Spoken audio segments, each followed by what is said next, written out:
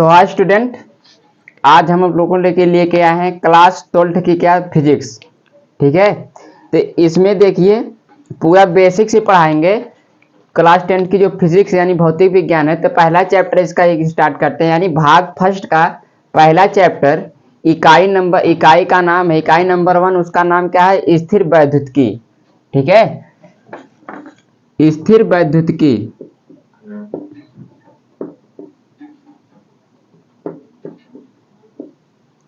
ठीक, ये इकाई का नाम है। चैप्टर जहां से स्टार्ट होता है उस इकाई का क्या नाम है? स्थिर वैद्युतिकी। तो ठीक, सबसे पहले हम पढ़ेंगे कि स्थिर वैद्युतिकी के बारे में जानेंगे, स्थिर वैद्युतिकी होता क्या है। ठीक, उसके बाद चैप्टर पे आते हैं। चैप्टर का नाम है वैद्युत आवेश तथा क्षेत्र है। ठीक है, तो स्थिर वैद्युतिकी क्या होता है? तो देखिए, वैद्युतिकी जो इलेक्ट्रिसिटी है, वैद्युतिकी को इंग्लिश में बोलते हैं इलेक्ट्रिसिटी, और स्थिर वैद्युतिकी का मतलब होता है स्टैटिक इलेक्ट्रिसिटी। ठीक है, स्टैटिक इलेक्ट्रिसिटी हो गया इसके अंग्रेजी। तो ये वैद्युतिकी जो शब्द है, देखते हैं वैद्युतिकी जो शब्द है, ये शब्द आया कहाँ से। ठीक, तो इस शब्द की जो वैद्युतिकी है, वैद्युतिकी जो शब्द है फिजिक्स के भौतिक विज्ञान का, ये लगभग 600 ईस्वी पूर्व, ठीक है, 600 ईस्वी पूर्व में, ठीक, थेल्स नामक वैज्ञानिक ने इसका नाम दिया था।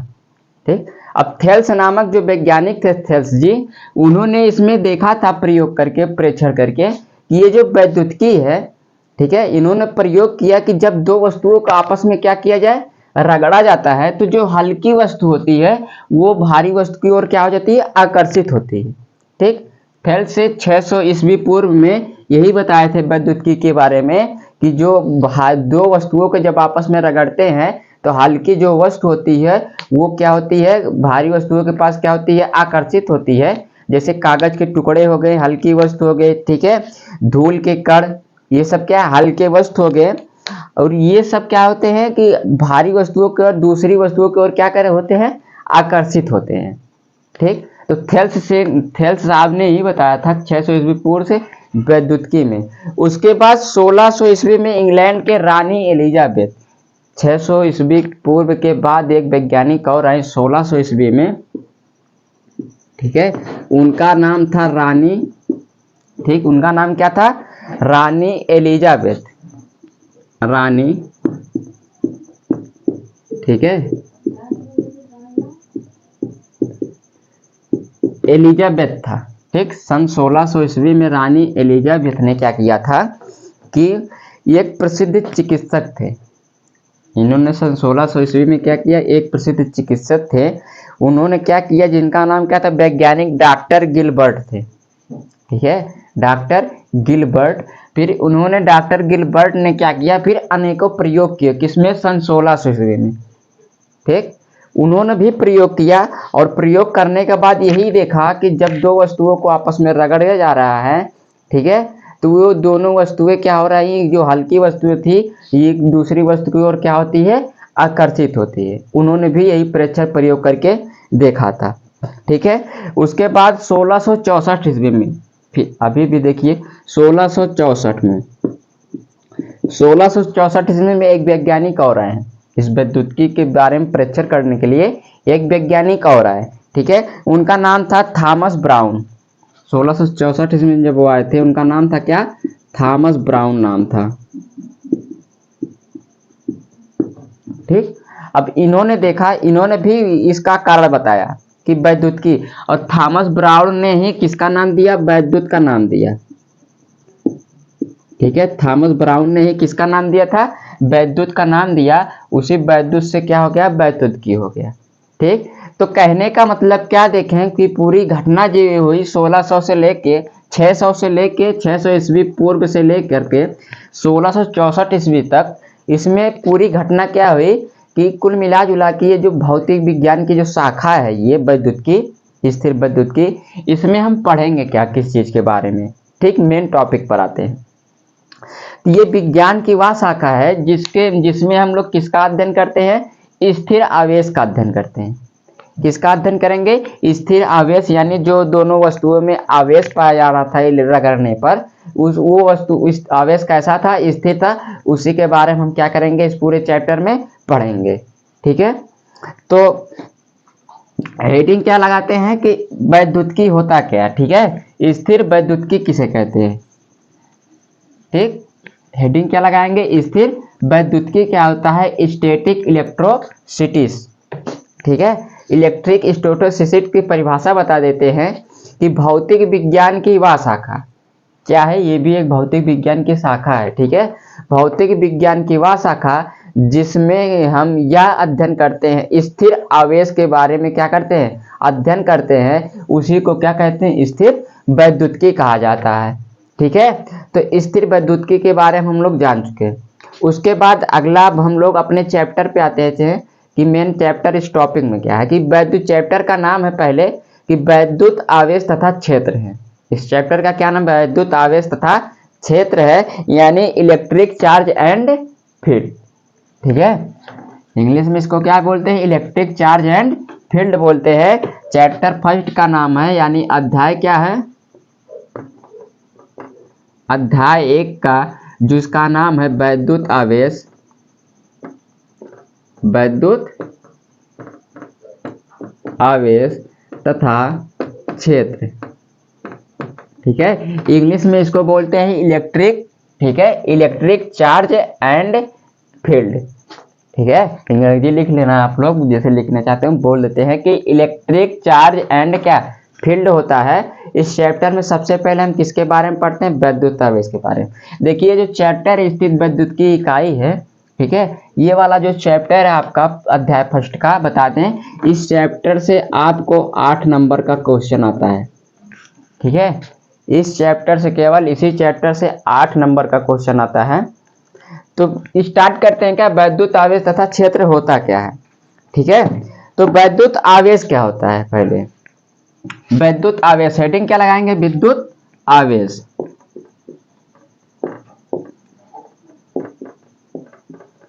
वैद्युत आवेश होता क्या है, इलेक्ट्रिक जो चार्ज होता है, ठीक है, लिख देते हैं, अंग्रेजी भी लिख देते हैं इसका,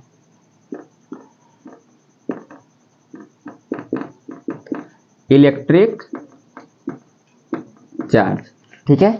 वैद्युत आवेश होता क्या है, ये वैद्युत आवेश जो है, अभी हम बताएं, जब दो वस्तुओं को आपस में क्या किया जाता है, रगड़ा जाता है, ठीक है।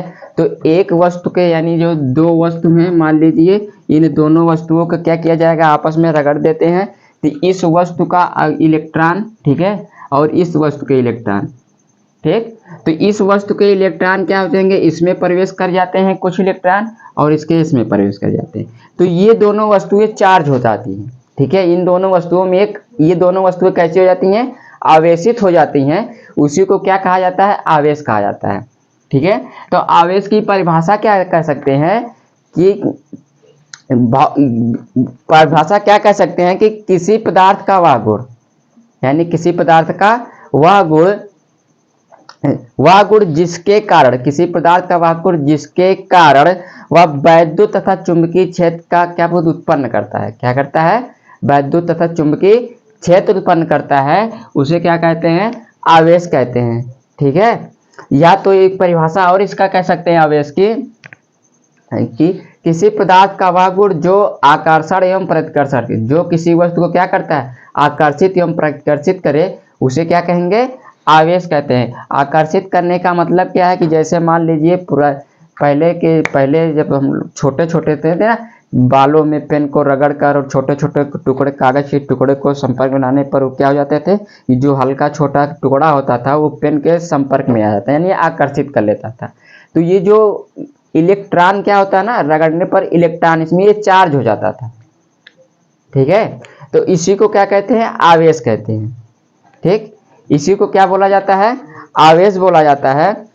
आवेश की परिभाषा हो गया, ठीक है। आवेश को देखिए क्यू से प्रदर्शित करते हैं, किससे प्रदर्शित करते हैं, आवेश को क्यू से प्रदर्शित करते हैं। जो आवेश है इसे क्यू से क्या करते हैं, प्रदर्शित करते हैं, ठीक है। नंबर 1 क्या है, क्यू से प्रदर्शित करते हैं, ठीक, ये नोट पॉइंट है। दूसरा नोट पॉइंट है कि आवेश क्या है, अदिश राशि है। आवेश कौन सी राशि होती है, अदिश राशि होती है, आवेश अदिश राशि होती है, ठीक है। और आवेश तीसरा नंबर व्युत्पन्न राशि भी होती है। ठीक है, आवेश कैसी होती है? व्युत्पन्न राशि होती है। ठीक, जो दो या दो से अधिक राशियों से क्या मिलके बनी होती है।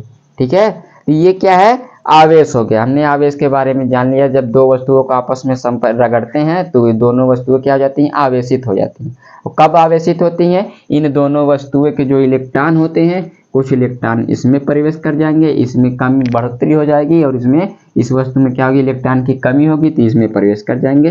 तो जो हल्की वस्तु होगी अन्य दूसरी वस्तु के संपर्क में आएगी। ठीक है, यानी अन्य दूसरी वस्तु हल्की वस्तु क्या करेगी? अपनी ओर आकर्षित करेगी। ठीक है, तो वही क्या कहलाता है? वही घटना क्या कहलाती है? हमारी वैद्युत आवेश कहलाता है। ठीक, उसके बाद आवेश के मात्रक देखते हैं कि आवेश का मात्रक होता क्या है। ठीक है,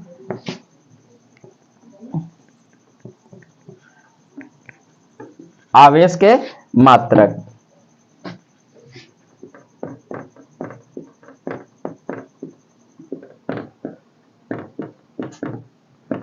आवेश के मात्रक क्या होते हैं? ठीक है, यूनिट ऑफ चार्ज तो क्या बोलते हैं? यूनिट ऑफ चार्ज बोलते हैं।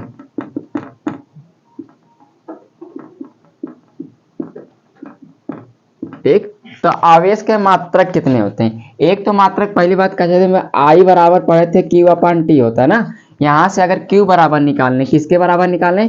क्यू इजकल टू टी हो जाएगा आई टी। ये होगा ना, आई जो धारा होता था क्यू आवेश, अब बटे में क्या? टी।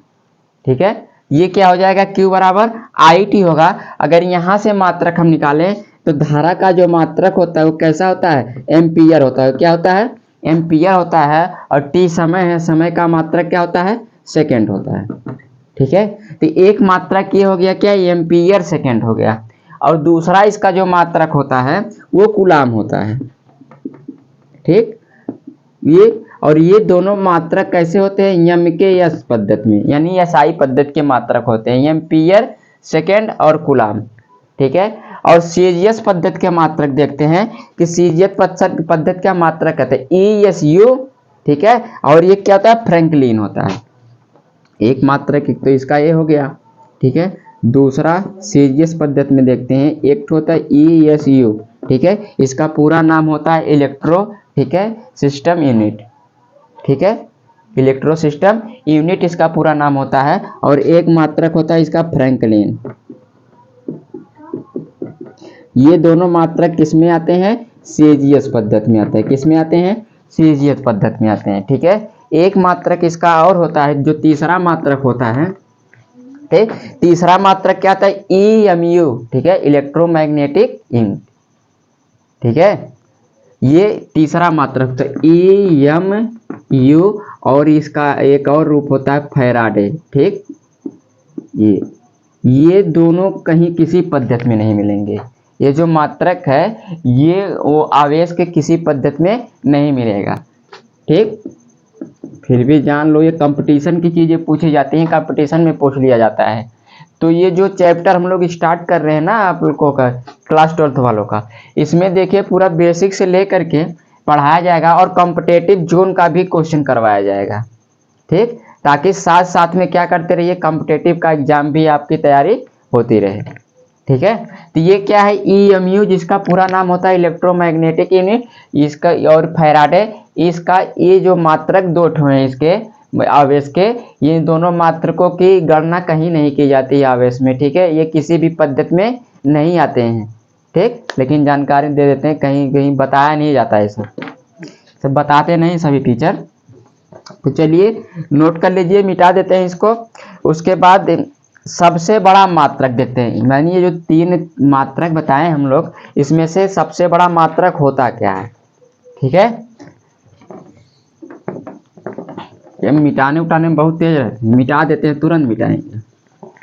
ठीक है, तो वीडियो को रोक रोक के देख लिया करिए, नोट कर लीजिए, साथ साथ में नोट्स बनाते रहिए। अपने हैंड से जो नोट्स बनाएंगे, अपने हाथ से लिखी हुई, वो अच्छी नोट्स होती है। ठीक है, तो सबसे बड़ा मात्रक इसका क्या होता है? फैराडे होता है। ठीक है, आवेश का सबसे बड़ा मात्रक क्या होता है? फैराडे होता है। सबसे बड़ा मात्रक फैराडे होता है। ठीक है,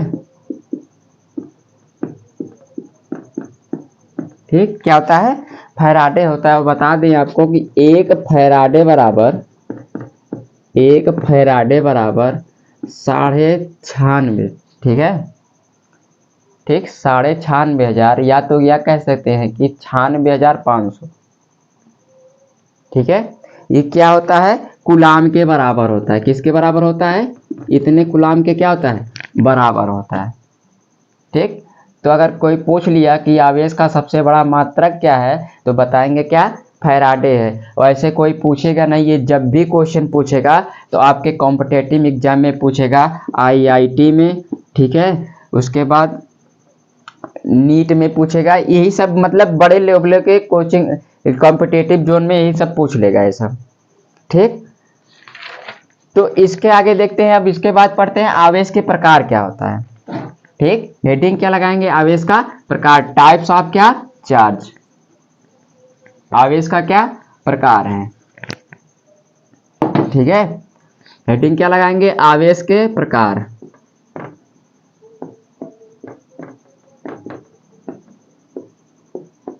ठीक, इंग्लिश में इसको क्या बोलते हैं, टाइप्स, ठीक है, ऑफ चार्ज। ठीक है, आवेश के प्रकार देखिए दो प्रकार के होते हैं। आवेश कितने प्रकार के होते हैं, दो प्रकार के। इसमें भी एक वैज्ञानिक का नाम, कदम कदम पे वैज्ञानिक का नाम है ना इसमें। देखिए कि अमेरिकी वैज्ञानिक एक थे, बेंजामिन फ्रैंकलिन थे।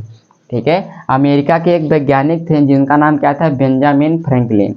उन्होंने बताया कि आवेश दो प्रकार के होते हैं, एक आवेश धनात्मक होता है, दूसरा आवेश कैसा होता है, ऋणात्मक होता है। एक आवेश, एक प्रकार, पहला आवेश क्या होता है, धनात्मक, ठीक है, जिसको पॉजिटिव कहते हैं।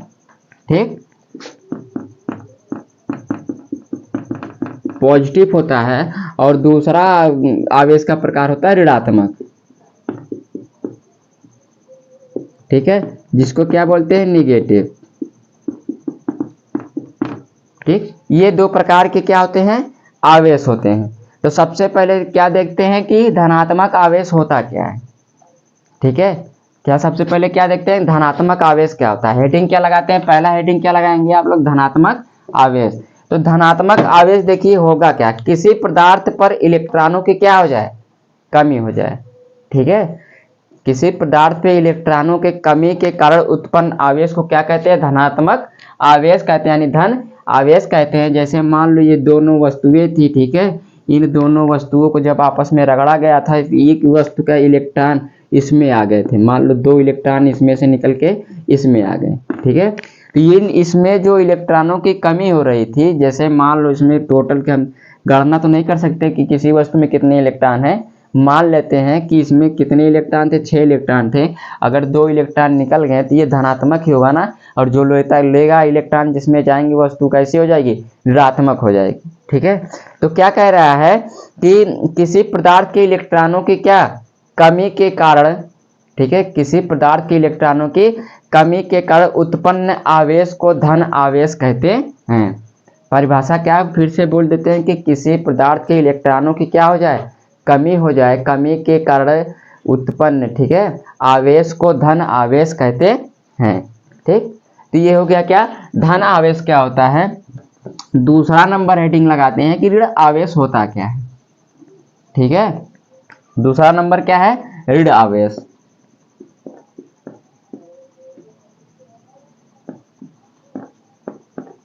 ठीक है, ऋण आवेश होता क्या है, नेगेटिव जो चार्ज होता है, ठीक है, ये क्या होता है, ठीक उसी का उल्टा वह पदार्थ, ठीक है, यानी कह सकते हैं किसी पदार्थ पे इलेक्ट्रॉनों की क्या हो जाए, अधिकता हो जाए। जब किसी पदार्थ पे इलेक्ट्रॉनों की क्या हो जाएगी, अधिकता हो जाएगी, तो इसके कारण जो उत्पन्न आवेश उत्पन्न होगा उसी को क्या कहेंगे, ऋणात्मक आवेश कहेंगे या ऋण आवेश कहेंगे। ठीक, परिभाषा क्या लिख सकते हैं कि किसी पदार्थ के, ठीक है, पर इलेक्ट्रॉनों की अधिकता के कारण जब जो आवेश उत्पन्न होता है उसी को ऋण आवेश कहते हैं। ठीक है, ये परिभाषा हो गया इसका। ठीक, ये सब छोटी छोटी चीजें थी, इसमें ज़्यादा कुछ समझाने वाली चीजें नहीं थी। इसके बाद देखते हैं कि आवेश विद्युत आवेश के मूलभूत गुण देखते हैं कुछ ना। कुछ इसके गुण क्या होते हैं। ठीक, तो सबसे पहला इसका गुण होता है कि एक एक टॉपिक पूरा कुछ नहीं छूटेगा।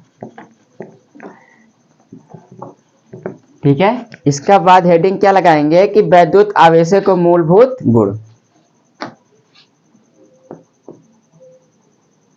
वैद्युत आवेशों के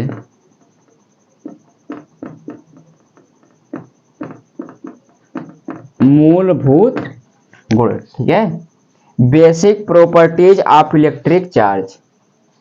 basic properties of electric charge इसको बोला जाता है। इसके जो मूलभूत गुण होते हैं वो 3 होते हैं। पहला नंबर जो होता है, ठीक है, पहला इसका जो मूलभूत गुण होता है वो आवेशों के मध्य बल कार्य करता है। ठीक, आवेशों के मध्य क्या कार्य करता है, बल कार्य करता है।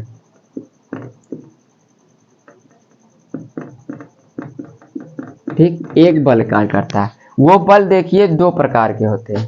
ठीक है, एक तो सजातीय आवेश के कारण जो बल उत्पन्न वो प्रतिकर्षण करेगा, विजातीय आवेश के जो कारण एक दूसरे को क्या करेंगे, आकर्षित करेंगे। बात को समझिए कि जैसे अगर 2 आवेश हैं और दोनों सजाती हैं तो वो एक दूसरे को क्या करेंगे, प्रतिकर्षित कर देंगे। ठीक है, और अगर वही आवेश जो विजातीय आवेश हो जाएंगे, एक मान लीजिए जैसे मान लीजिए प्लस माइनस हो जाएगा, तो वो एक दूसरे को क्या कर लेगा, आकर्षित कर लेगा। ठीक है, तो वही कह रहे हैं कि आवेशों के मध्य जो बल लगता है, कार्य करता है, वो कौन कौन सा बल कार्य करता है, 2 बल कार्य करता है। एक तो आकर्षण बल। ठीक है, कौन सा बल कार्य करता है, आकर्षण बल। दूसरा कौन सा बल कार्य करता है, प्रति, ठीक, कर्षण बल कार्य करता है। ये 2 बल कार्य करते हैं इन दोनों के मध्य। अगर समान आवेश के होंगे तो एक दूसरे को क्या कर देंगे, प्रतिकर्षित कर देंगे, और वही असमान आवेश के होंगे, कोई वस्तु होगी, एक दूसरे को क्या कर लेगी, अपनी तरफ आकर्षित कर लेगी। ठीक है, तो ये क्या हो गया कि आवेशों के मध्य जो क्या है, बल हो गया। ठीक है, फोर्स बिटवीन, अंग्रेजी में इसको क्या कहेंगे, फोर्स बिटवीन, ठीक है, चार्जेस। ठीक, उसके बाद दूसरा नंबर क्या है, दूसरा नंबर है कि आवेश का संरक्षण। आवेश का संरक्षण क्या होता है। ठीक है, तो आवेश का संरक्षण का मतलब क्या होता है कि आवेश को ना तो हम उत्पन्न कर सकते हैं, किया जा सकता है, और ना ही इसको नष्ट किया जा सकता है। ठीक है, बल्कि किसी एक स्थान से दूसरे स्थान तक क्या किया जा सकता है, स्थानांतरित किया जा सकता है।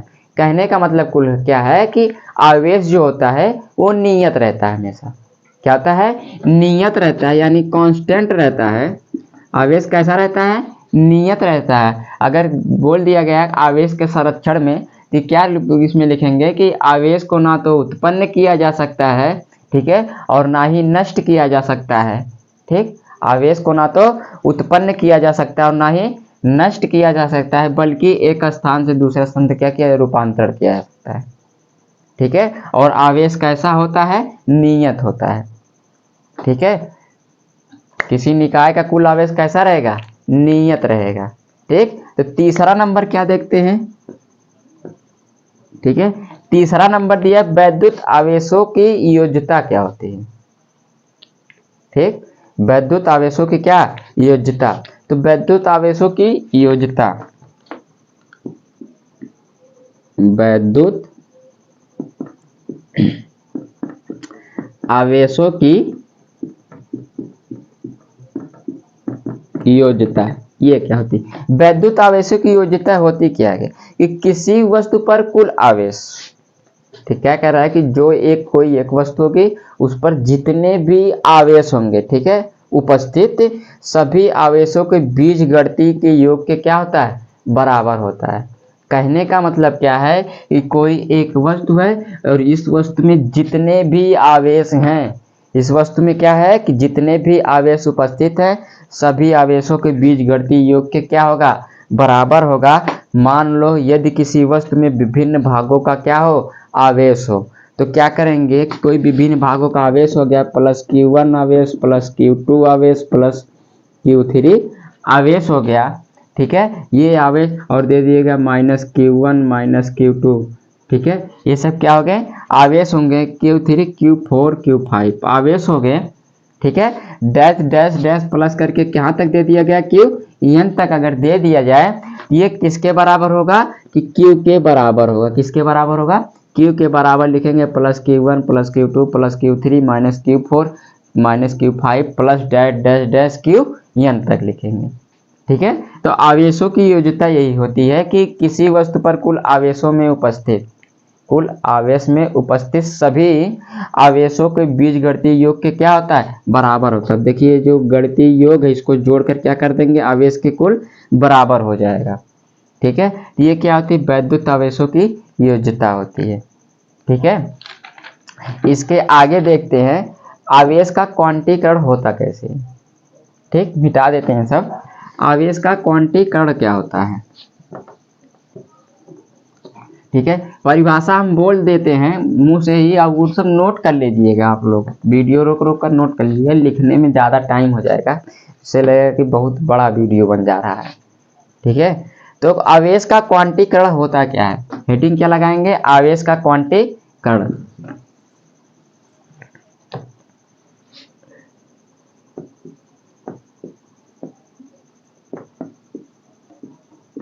ठीक है, आवेश का क्वांटीकरण। ठीक, आवेश का क्वांटीकरण क्या होता है, किसी वस्तु पर, ठीक है, क्या कह रहे हैं कि किसी वस्तु के द्वारा, परिभाषा पहले सुन लीजिए, कि किसी वस्तु के द्वारा प्राप्त आवेश इलेक्ट्रॉन के, ठीक है, इलेक्ट्रॉन के आवेश को पूर्ण गुणज होता है। इलेक्ट्रॉन के आवेश के क्या होता है, पूर्ण गुणज होता है। तो आवेश के इस गुण को क्या कहते हैं, आवेश का क्वांटीकरण कहते हैं। जैसे समझ लीजिए कि आवेश जो होता है कभी इस तरह से नहीं, 6.2 इलेक्ट्रॉन। ठीक है, कहने का मतलब जो इलेक्ट्रॉन होता है उस इलेक्ट्रॉन, ये आधा नहीं होता, ये सबसे कम इलेक्ट्रॉन होता है, यानी मूल आवेश होता है। ठीक है, आवेश ई को, ये इसी को क्या कहते हैं, मूल आवेश कहते हैं। ठीक, इससे छोटा कुछ नहीं, इससे छोटा कुछ नहीं आवेश। तो ये नहीं कह सकते हैं कि किसी वस्तु में 1.2 इलेक्ट्रॉन, कह सकते हैं, कभी नहीं कह सकते। ठीक है, तो इसके ये जो मूल आवेश है, ठीक है, ये पूर्ण गुणज होता है। पूरी तरह से क्या होता है, यही कहेंगे 2 इलेक्ट्रॉन, 2 इलेक्ट्रॉन, ठीक है, 3 इलेक्ट्रॉन, 4 इलेक्ट्रॉन, यही कहेंगे। ठीक, तो इसी प्रकार से इसको हम तोड़ नहीं सकते, इससे छोटी संख्या के बाद में इसको क्या करेंगे, तोड़ नहीं सकते हैं। तो पर इसका एक फार्मूला क्या बनता है कि Q इक्वल टू, ठीक है, NE बनता है। ठीक है, N क्या है, ठीक है, वस्तु में उपस्थित इलेक्ट्रॉनों की संख्या बताता है, और ये क्या है, इलेक्ट्रॉन, और इस इलेक्ट्रॉन का मान होता है 1.6 × 10⁻⁻19 कूलम। ठीक है, ये इस इलेक्ट्रॉन का क्या मान होता है, E बराबर होता है 1.6 × 10⁻⁻19 कूलम होता है। ठीक है, तो आइए इसके आगे देखते हैं क्वांटीकरण क्या हो गया। क्वांटीकरण भी हमने देख लिया। ठीक, तो अगर जैसे आपको लगता हो कि ज़्यादा जल्दी तेज से पढ़ा रहे हैं, जल्दी से पढ़ा रहे हैं, तो आप कमेंट करके बता सकते हैं, ताकि जो अगला वीडियो बनाएं हम, तो उसको अस्थाई से बनाएं। ठीक है, तो ये क्या है, अगला टॉप हेडिंग क्या लगाएंगे हम लोग। ठीक है, इसके बाद क्या पढ़ेंगे, किसी वस्तु पर आवेश की गणना करेंगे, यानी जो वस्तु है उस पर कितने आवेश हैं उसके क्या करेंगे, इसी प्रकार से गणना करते हैं। ठीक, हेडिंग क्या लगाते हैं, किसी वस्तु पर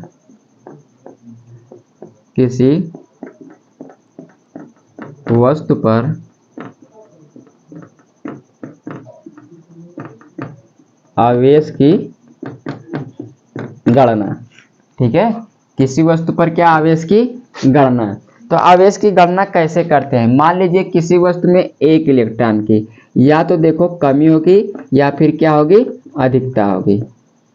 ठीक है, ये जो वस्तु है जब आपस में रगड़ोगे तो उसमें इलेक्ट्रॉन की या तो कमी होगी किसी वस्तु में, और किसी वस्तु में क्या होगी, अधिकता होगी। यानी ये जो इलेक्ट्रॉन है या तो निकलेगा, और निकलेगा तो किसी दूसरे वस्तु में क्या करेगा, हो जाएगा, जिस वस्तु से क्या करते हैं, संपर्क में लाके रगड़ते हैं। ठीक है, ये जब अधिकता आ गई तो ये हो जाएगा Q इक्वल टू 1 इलेक्ट्रॉन। ठीक है, उसी प्रकार से अगर 2 इलेक्ट्रॉन को देखते हैं, कमी हो, ठीक, या अधिकता हो, तो ये क्या हो जाएगा, Q बराबर 2 इलेक्ट्रॉन। इसी प्रकार 3 अगर देखेंगे 3 इलेक्ट्रॉन की क्या हो कमी या अधिकता है, तो ये Q इक्वल टू हो जाएगा 3 इलेक्ट्रॉन के जैसे, ठीक है, इतने हो जाएगा। यदि n इलेक्ट्रॉनों की कमी या अधिकता हो जाए, ठीक है, एक दो संख्या ले रहे थे, अगर मान लीजिए क्या कि n इलेक्ट्रॉनों की क्या हो जाए कमी या फिर अधिकता हो जाए, ठीक, क्या हो जाए अधिकता हो जाए, तो ये हो जाएगा Q इक्वल टू, ठीक है, प्लस माइनस का एन ई, ठीक। तो ये फार्मूला निकल के आया Q बराबर प्लस माइनस एन ई, ये क्या है आवेश की गणना कर सकते हैं इसी प्रकार से। अब इस फार्मूले पे हम क्वेश्चन लगाएंगे, इस क्वेश्चन को सॉल्व करेंगे, फिर देखते हैं कि इस फार्मूले को कैसे लगाया जाता है, ठीक है, इस पर क्वेश्चन सॉल्व कैसे किए जाते हैं, ठीक। तो क्वेश्चन बोल देते हैं हम लोग, ठीक है, बोल दे कि लिख दे, बोल ही देते हैं कि जैसे मान लो कोई किसी वस्तु को, ठीक है, क्वेश्चन क्या लिखेंगे कि किसी वस्तु को 4.8 गुणे 10 घाते -19 कूलाम से धन आवेशित, क्या लिखेंगे, किसी वस्तु को 4.8 गुणे 10 घाते -19, ठीक, कूलाम से धन आवेशित करने के लिए, ठीक है, कितने इलेक्ट्रॉन निकाले या दिए जाएं, ठीक है। क्या कह रहा है कि कोई एक वस्तु है, ये क्या है कोई एक वस्तु है, और इस वस्तु में क्या है 4.8 गुणे 10 घाते -19 कूलाम के क्या है धन आवेश है। कौन से आवेश है, धन आवेश, ठीक है, ये दे दिया गया कि धन आवेश है, यानी जो हमने फॉर्मूला अभी Q बराबर निकाला था प्लस माइनस, ठीक है, Q बराबर हमने क्या निकाला था प्लस माइनस क्या होता है एन ई होता है। जब दे दिया गया इसमें साफ साफ कि धन आवेश है, तो यहाँ पे माइनस नहीं लेंगे, ठीक है, तब क्या करेंगे इस पे फार्मूला है क्या कि Q बराबर, यानी Q का मान दिया गया है कि 4.8 गुणे 10 की घाते कितना -19 कूलाम, कितना दिया गया है 4.8 गुणे 10 घाते -19 कूलाम, ये Q बराबर क्या किया गया दिया है, ठीक है।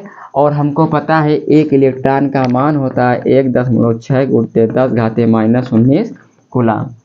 फार्मूला क्या होता है Q बराबर एन ई, अभी निकालें। अब इसका Q का मान रख देते हैं 4.8 गुणे 10 घाते कितना -19 इजकल टू, ठीक है, एन इंटू 1.6 गुणे 10 घाते -19 कूलाम, ठीक है। अगर यहाँ से n बराबर निकालेंगे तो ये हो जाएगा 4.8 गुणे 10 घाते -19 बटे का 1.6 गुणे 10 घाते -19, ठीक है, 1.10 गुणे, अब ये जो 16 दूनी 32 16 48, ठीक है, ये 16 कम 16 16 3 48 दशमलव काट, ये इससे कट जाएगा, तो n की संख्या कितनी आ गई 3 आ गई, ठीक है। ये क्या है 3 इलेक्ट्रॉन है, ठीक, इस वस्तु से कितने इलेक्ट्रॉन निकलेंगे 3 इलेक्ट्रॉन निकलेंगे, और वो तीनों इलेक्ट्रॉन दूसरी वस्तु में जाके क्या करेंगे प्रवेश कर जाएंगे, ठीक है। क्वेश्चन में यही पूछा था कि इस वस्तु से कितने इलेक्ट्रॉन के क्या निकलते हैं, ठीक है, निकाले दिए जाएं, ठीक। एक और क्वेश्चन लगाते हैं, मिटा देते हैं, मिटा दें नोट कर लेना, ठीक है। दूसरा क्वेश्चन एक है, दूसरा क्वेश्चन है क्या, यदि किसी आवेशित चालक पर, कह रहा है कि यदि किसी आवेशित चालक पर 1500 इलेक्ट्रॉनों की अधिकता है, कितने इलेक्ट्रॉनों की अधिकता है 1500 इलेक्ट्रॉनों की अधिकता है, तो इस पर वस्तु की मात्रा तथा प्राकृतिक बताइए, ठीक है, इस पर वस्तु की मात्रा तथा क्या बताना है प्राकृतिक बताना है। तो n बराबर हमको लग रहा है कि 1500 इलेक्ट्रॉन देखेगा, ठीक है, n बराबर कितना दिया है 1500 इलेक्ट्रॉन दिया है। तो फार्मूला लगाते हैं Q equal to n into E, ठीक है, n का मान दिया है 1500, तो Q बराबर क्या हो जाएगा 1500 गुणते E का मान होता है फिक्स होता है 1.6 गुणे 10 घाते -19 होता है, ठीक है। तो इसको जब सॉल्व करेंगे तो ये Q बराबर आएगा कितना 2.4 गुणते 10 की घाते कितना आ जाएगा 16 आ जाएगा, ठीक है। इसको इस प्रकार से लिख सकते हैं 15 गुणे 10 घाते 2, ठीक है, गुणे 1.6 गुणे 10 घाते कितना -19। अब ये 2 ये प्लस है ये माइनस, इसमें से पहली बात तो निकल जाएगा 2 ठो, कितना बचेगा, 17 बचेगा। ठीक है, तो Q बराबर ये क्या हो जाएगा, 15 गुणते 1 कितना हो जाएगा, 6 गुणे 10 घाते कितना, -17। अब इसका जब गुणा करेंगे, ठीक है, तो ये क्यूब किसके कितने के बराबर, 2.4 गुणे 10 घाते कितने की, -16 के बराबर आएगा। ठीक है, और गुणा आप लोग खुद ही कर सकते हैं दशमलव का। ठीक, छोटी क्लास वाले हैं नहीं कि गुणा करके बताना पड़ेगा पूरा विस्तार से, 12th में चले गए हो, गुणा खुद कर लिया करो इतना। ठीक है, तो ये क्या दो क्वेश्चन थे। इसके बाद क्या देखते हैं, कूलाम का नियम। ठीक है, अगला टॉपिक क्या पढ़ाते हैं, कूलाम का नियम क्या होता है। इस टॉपिक में हेडिंग क्या लगाएंगे, कूलाम का नियम।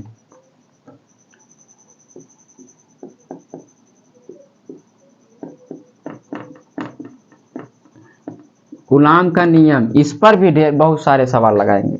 मतलब जितने भी फार्मूले डिराइव करेंगे, ठीक है, मैं जितना भी फार्मूला डिराइव करूंगा उन सब पे 2-2, 4-4 क्वेश्चन जरूर लगा के दिखाऊंगा कि इसी प्रकार से इस फार्मूले का उपयोग किया जाता है। ठीक है, ठीक है, तो क्या कूलाम का नियम। ठीक है, कूलाम का नियम देखते हैं क्या होता है कि कूलाम एक वैज्ञानिक का नाम था। ठीक है, इनका पूरा नाम था कि चार्ल्स आंगस्टन डे कूलाम। ठीक है, चार्ल्स आंगस्टन डे कूलाम पूरा नाम इनका था। इन्होंने 1785 ईस्वी में इसका नियम दिया था। ठीक है, 1785 ईस्वी में क्या किया था, इन्होंने नियम दिया था। ठीक, कूलाम का नियम क्या होता है, तो देखिए कूलाम का नियम होता क्या है। ठीक, कूलाम का नियम कहता है कोई सूक्ष्म दो बिंदु आवेश ले लेते हैं। एक बिंदु आवेश ये लेते हैं जिसका नाम दे देते हैं Q1, एक बिंदु आवेश ये लेते हैं जिसका नाम दे देते हैं Q2, और इन दोनों बिंदु आवेशों के बीच की दूरी कितना होती है, R होती है। ठीक है, तो कूलाम साहब अपने नियम में ही बताए थे कि ये दो स्थिर बिंदु आवेशों के बीच कार्य करने वाला, ये जो दो बिंदु आवेश है इनके बीच दो बल कार्य करेगा। एक तो आकर्षण बल होगा या तो प्रतिकर्षण बल होगा। ठीक है, आकर्षण अथवा प्रतिकर्षण बल कार्य करने वाला ठीक है, आवेश की मात्राओं के क्या होता है, गुणनफल के क्या होता है, बराबर होता है। यानी जो बल कार्य करेगा यह अनुक्रमानुपाती, ठीक है, गुणनफल के समानुपाती होता है। आप अनुक्रमानुपाती Q1 Q2। ठीक है, समीकरण नंबर क्या मान लेते हैं, 1 मान लेते हैं। ठीक है, Q1 और Q2। फिर दूसरा क्या कह रहे हैं कि उसी में कि उनके बीच की दूरी के वर्ग के क्या होता है, व्युत्क्रमानुपाती होता है। यानी जो F हो गया, इनके बीच की दूरी के क्या होता है, व्युत्क्रमानुपाती। समीकरण नंबर क्या मान लेते हैं, इसको 2 मान लेते हैं। अब इसको क्या कर सकते हैं, समीकरण 1 व ठीक है समीकरण 2 से इसको इस प्रकार से लिख सकते हैं, F अनुक्रमानुपाती Q1 बटे का Q2 बटे क्या R स्क्वायर हो जाएगा। यही होगा ना कि F अनुक्रमानुपाती Q1 Q2 बटे का क्या R स्क्वायर हो जाएगा।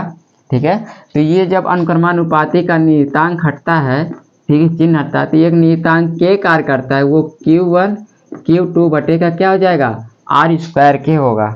ठीक है, और के का मान कितना होता है, इस के का मान, ठीक, के का मान जो होता है 9.0 गुणित कितना होता है बताइए, 10 की घाते क्या होता है, 9 होता है।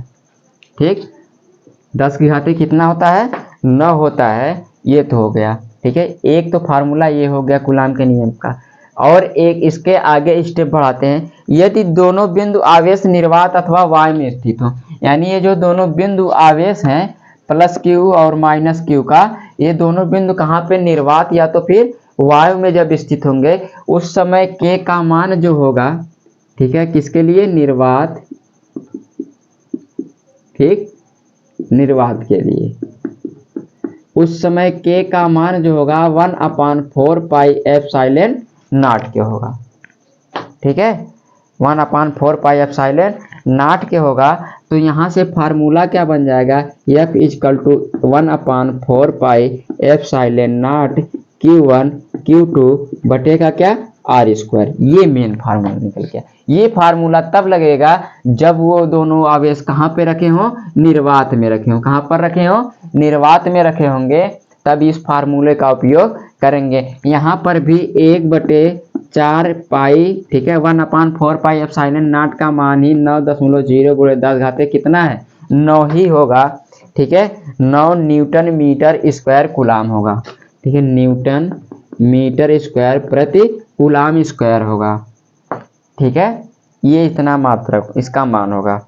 अब आइए देखते हैं कि एप्सिलॉन नॉट जो ये दिया है कि इसका मान क्या निकाल, इसका मान हम निकालते हैं।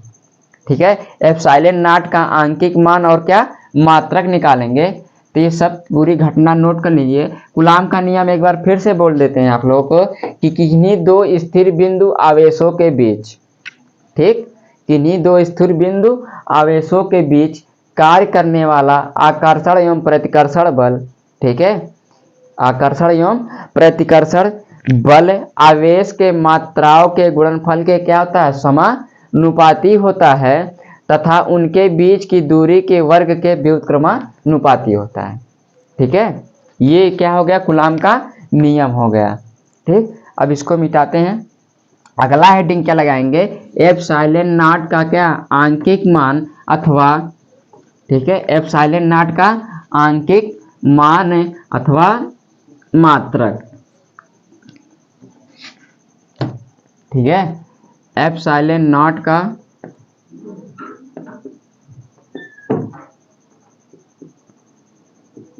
आंकिक मान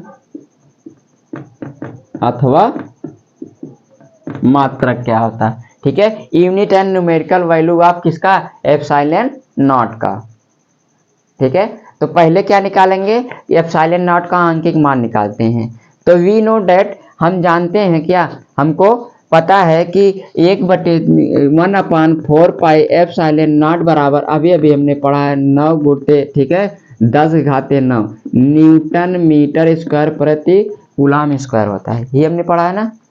अगर यहाँ से देखिए एप्सिलॉन नॉट बराबर निकालेंगे, किसके बराबर निकालेंगे, एप्सिलॉन नॉट बराबर हो जाएगा, ये 9.0 गुणे 10 घाते कितना आ जाएगा, 9 बटे का क्या हो जाएगा 4 पाई।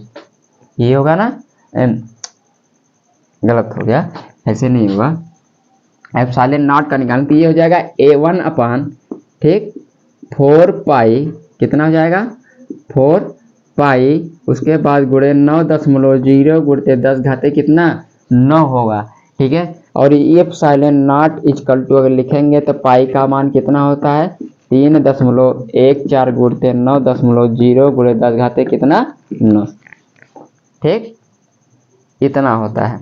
और इन सब का जब गुणा करते हैं, ठीक है, इन तीनों का क्या करेंगे, जब गुणा करेंगे तो ये 1 अपान, ठीक है, कितने के बराबर आएगा 113.04 गुणते 10 घाते कितना 9। गुणा करा लीजिएगा 4 का इसमें, 9 चौक 36, 9 चौक 36 का गुणा इसमें करा 3.14 में, तो ये आ जाएगा 113.04 गुणते 10 घाते कितना होगा 9 के बराबर होगा। ठीक है, ये इतने के क्या होगा बराबर होगा। और जब इसका भाग इसमें देंगे, एक में जब इसका भाग देंगे, ये किसके बराबर हो जाएगा, एप्सिलॉन नॉट, ठीक है, ठीक, 0.08 किसके बराबर होगा जब इसको भाग देंगे, एप्सिलॉन नॉट 0.08846 के, 0.00886 के क्या होगा बराबर होगा गुणते 10 घाते माइनस, अब ये नीचे है ये ऊपर चला जाएगा, ये जो 10 की पावर -9 है वो कहाँ चला जाएगा गुणते 10 घाते -9 के। ठीक है, और यहाँ से, ठीक, ये देखिए 3 अंक क्या कर सकते हैं कि इसको दशमलव को इस साइड घसका सकते हैं।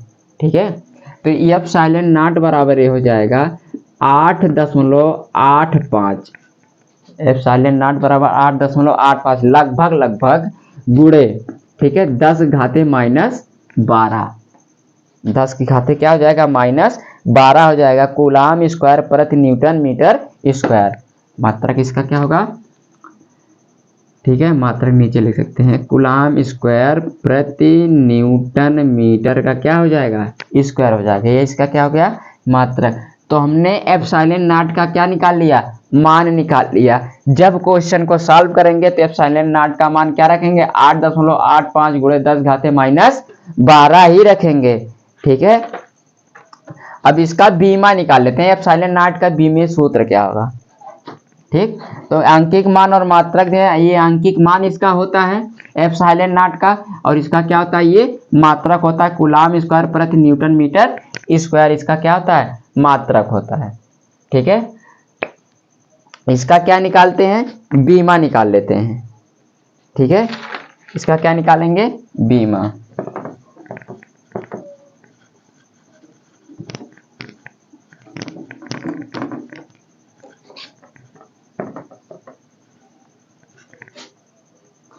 ठीक है, बीमा निकालते हैं। चलिए अच्छा जाने दीजिए, अगले वीडियो में मिलते हैं। बीमा अगले वीडियो में निकालेंगे और उस वीडियो में बताएंगे कि वैद्युत गुरुत्वाकर्षण जो बल होता है और ये क्या है, वैद्युत आवेश यानी कूलाम का नियम, इन दोनों में समानताएं क्या होती हैं।